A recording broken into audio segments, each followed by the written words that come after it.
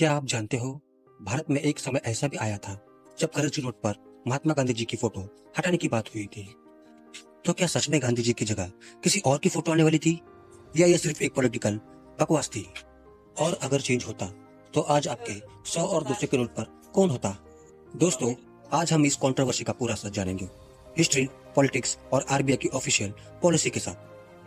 दोस्तों, सबसे पहले यह समझना जरूरी है, आज जो हम देखते हैं महात्मा गांधी जी की फोटो नोट के ऊपर, ये 1996 में ऑफिशियली लॉन्च हुए थे।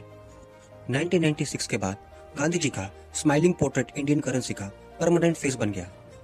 और ये decision reserve bank of India ने लिया था, क्योंकि महात्मा गांधी जी नेशनल सिंबल माने जाते हैं। 2010 के बाद कुछ पॉलिटिकल और सोशल ग्रुप ने यह डिमांड उठाई कि भारत के पास इतने नेशनल हीरोज है, फिर करेंसी नोट पर गांधी जी ही क्यों? उन सबको भी मौका मिलने चाहिए।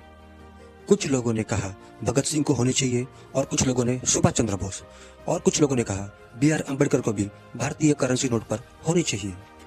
सोशल मीडिया और टीवी पर भी ये डिबेट तेज हो गई। कुछ पिटीशन भी फाइल हुई, लेकिन क्या ऑफिशियली चेंज होने वाला था? दोस्तों, 2016 में जब भारत सरकार ने डीमोनेटाइजेशन किया, तभी भारत के कुछ लोगों को लगा अब नए नोट आने वाले हैं, शायद फोटो भी चेंज हो जाएगा। लेकिन नए 2000 और 500 के नोट पर भी गांधी जी की फोटो रही। सिर्फ डिजाइन चेंज हुआ, कलर चेंज हुआ, साइज चेंज हुआ, लेकिन फेस बिल्कुल सेम रहा। दोस्तों, आरबीआई ने साफ कहा था कि गांधी जी ही भारतीय नेशनल हीरो है और भारतीय करेंसी पे वही रहेंगे। भारत में अभी तक किसी भी सरकार ने गांधी जी की फोटो हटाने का डिसीजन पास नहीं किया है।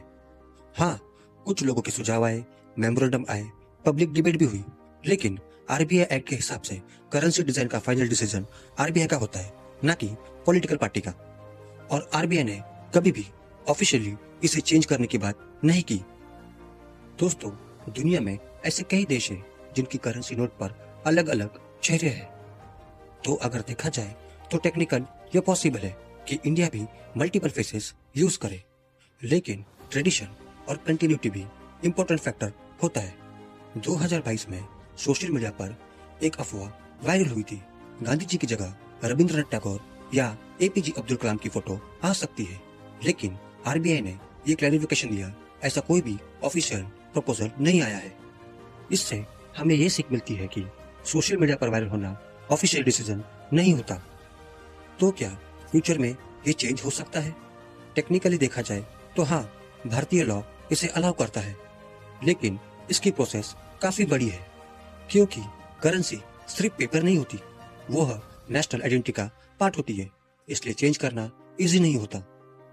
दोस्तों, इससे हमें यह सीख मिलती है कि हर वायरल न्यूज सच नहीं होती, पॉलिसी और अफवाह में डिफरेंस समझना जरूरी होता है। और सबसे बड़ा सवाल, अगर कभी चेंज होता है तो आप किस नेशनल हीरो को देखना चाहोगे अपने नोट पर? कमेंट्स में जरूर बताना।